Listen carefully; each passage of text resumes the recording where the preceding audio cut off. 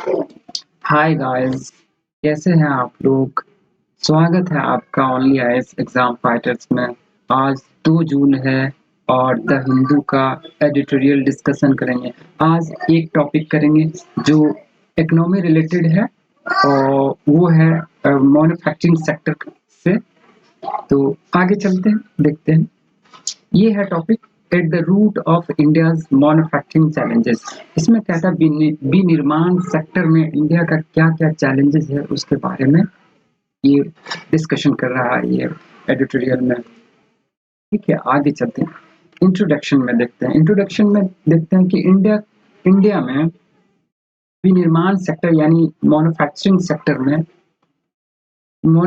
Sector का 15% GDP में contribute करता है। ये एम्प्लॉयज एम्प्लॉय कितना काम करता है, वर्क फोर्स कितना, मतलब कितना इसमें है, वो 12% है। ये एक डाइवर्स सेक्टर है।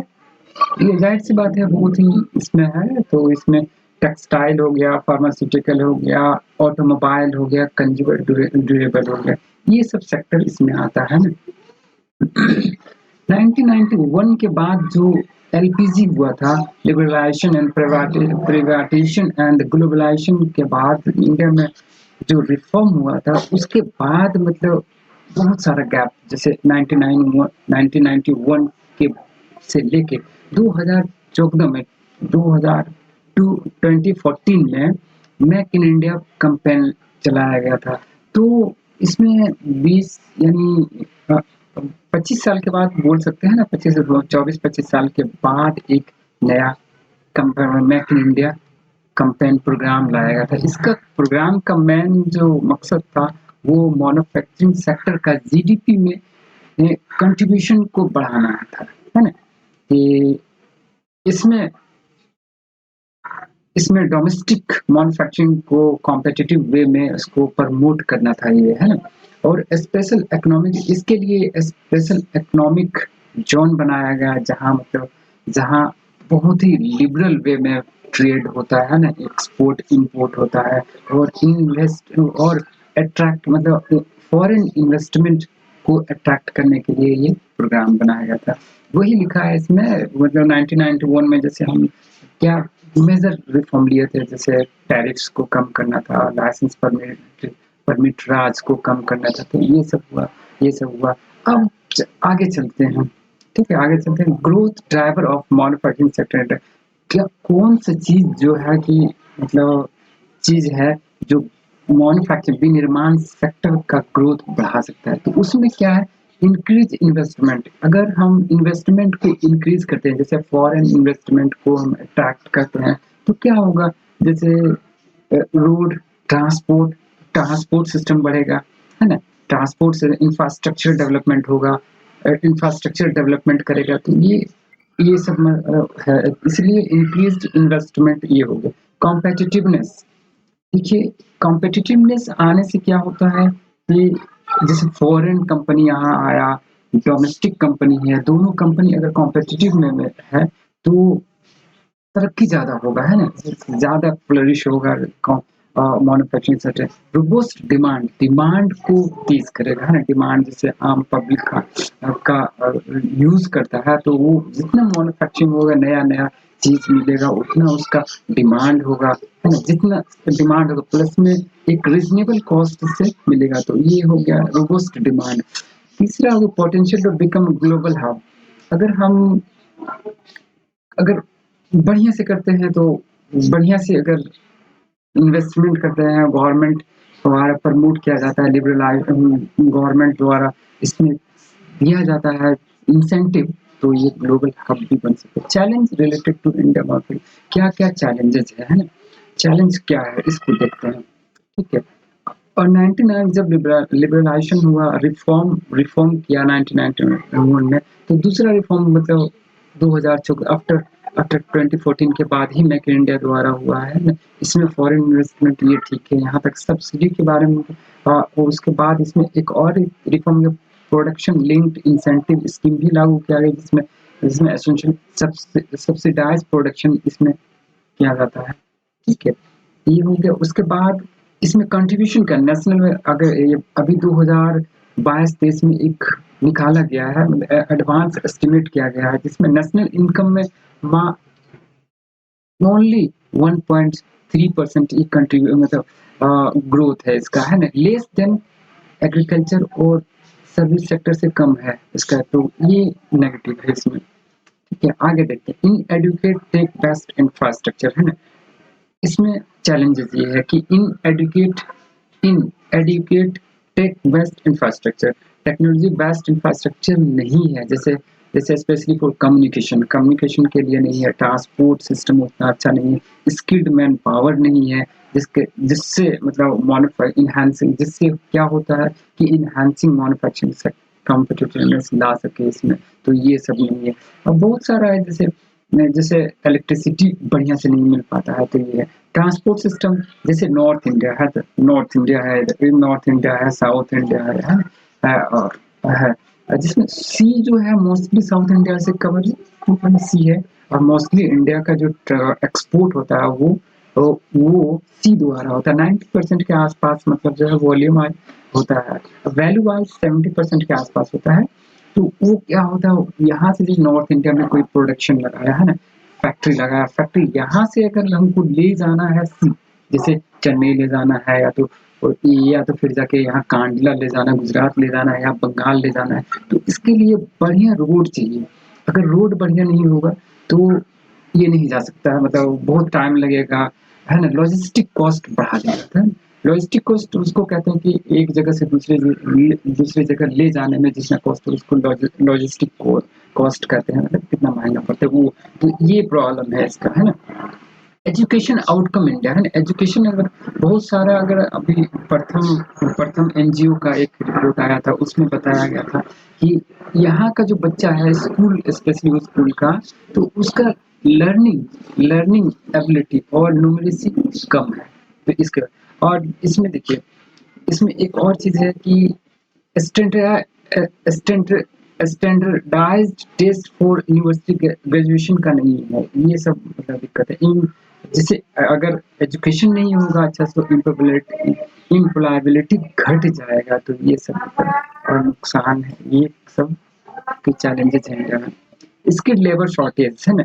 वही हो गया स्किल्ड लेबर से। अभी एक आंकड़ा इसमें जैसे एक एस्टिमेट, एक आंकड़ा बता रहा है स्किल्ड लेबर शॉर्टेज में, कि इंडिया में मतलब planning before before NITI Aayog planning commission था, प्लानिंग कमीशन एक डेटा रिलीज किया था, उसमें बताया गया था इंडिया में 5% ही इंडियन यूथ है जो कि मतलब कोई भी टेक्निकल ट्रेनिंग लेता है। और वो अगर यही फिगर हम देखते हैं साउथ कोरिया का, तो 85% जो है ना आदमी वहाँ टेक्निक कोई ना कोई टेक्निकल ट्रेनिंग लेता ही है। तो ये हमारा चैलेंजेस है।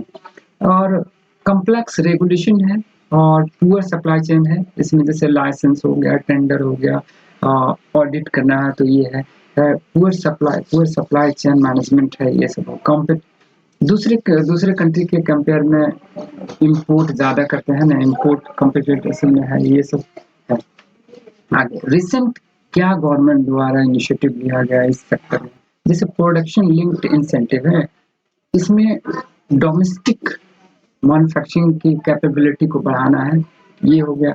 पीएम गति शक्ति नेशनल मास्टर प्लान लाया गया था, मल्टी मॉडल कनेक्टिविटी, जैसे कनेक्टिविटी के ना इंफ्रास्ट्रक्चर डेवलपमेंट, जैसे नॉर्थ इंडिया में है तो साउथ इंडिया में सामान ले जाना है, तो उसके डेवलपमेंट के लिए गति शक्ति स्कीम लाएगा। भारत माला प्रोजेक्ट, ये नॉर्थ ईस्ट में कनेक्टिविटी को अच्छा करने के लिए लाएगा। Startup India programme to catalyse startup culture India, है एक माहौल बनाना, इकोसिस्टम तैयार करने के लिए, इनोवेशन के लिए, तो startup India programme. Make in India programme 2.0 लाएगा, तो इसको इसमें लाएगा। Transform India into a global design and manufacturing, हम जैसे डिजाइन करते हैं मोस्टली देखिए चाइना से लाते हैं, कोई भी सामान आता है made in China, made in China, हम क्या करते हैं वहां से लाते हैं, असेंबल कर देते हैं और यहाँ बेचते हैं। यहाँ तो डिजाइन होता ही नहीं, डिजाइन नहीं होता है तो यहाँ का जो यूथ है उसको जॉब नहीं मिलेगा। जैसे इलेक्ट्रॉनिक सेक्टर में देखा जाए, सॉफ्टवेयर सेक्टर में देखा जाए, तो ऐसे आत्मनिर्भर भारत कैंपेन, ये इंपोर्ट को कम करना है, तो ये है।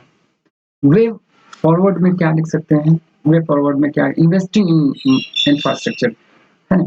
क्वालिटी इंफ्रास्ट्रक्चर होगा बेटर, तो इसमें रोड हो गया, पोर्ट्स हो गया, पावर सप्लाई हो गया, तो इसमें इंफ्रास्ट्रक्चर हो तो बढ़िया क्वालिटी का बनाए हैं, है ना?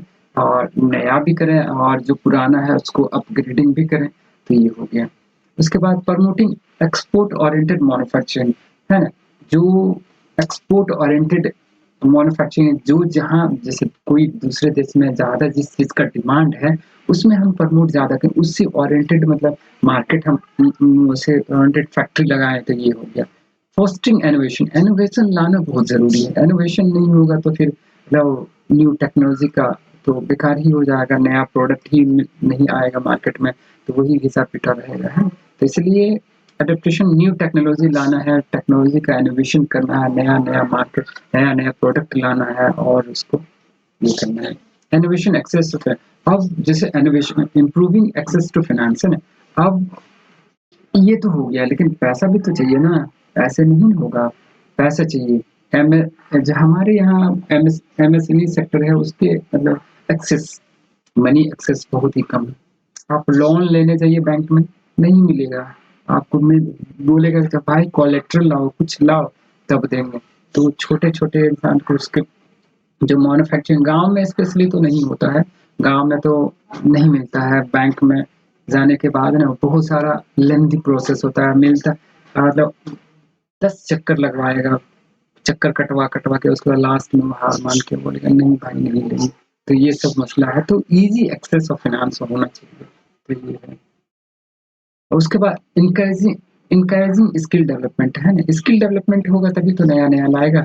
तो गवर्नमेंट को जैसे स्किल इंडिया प्रोग्राम लाया है तो उसमें कुछ-कुछ है लेकिन बहुत सारा खामियाँ हैं अभी भी उसमें, अच्छा नहीं है। हम मान के चले गाँव में जो मोस्ट ऑफ 70% तो गाँव में ही पॉपुलेशन रिसाइड करता रहता है, तो गाँव में अभी भी ट्रेंड नहीं है। तो ये सब हमको गाँव तक लास्ट कॉर्नर तक पहुँचाना है। सिटी ठीक है सिटी, लेकिन गाँव में अगर हम पहुँचाते तो ज़्यादा हम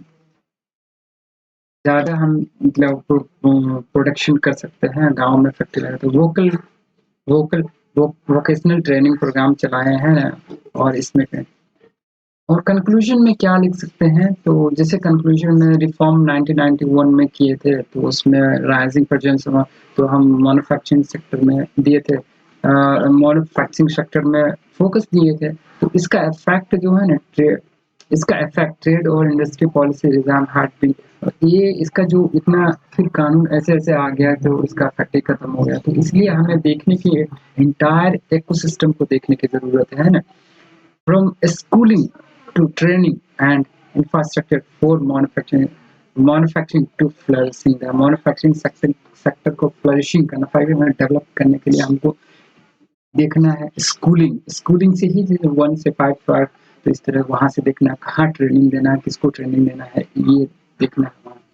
इंफ्रास्ट्रक्चर पे ध्यान है, ये सारा ध्यान है। इसलिए बोलता है कि लिबरलाइजेशन का अगर फ़ायदा उठाना है, तो ये सब चीज़ पे हमको ध्यान देने की ज़रूरत है। यही है आज का टॉपिक और आई थिंक अच्छा ही होगा, कोशिश तो कर ही रहे हैं कि बढ़िया से बताएँ आप लोग अच्छा से और all the best. Thank you for watching.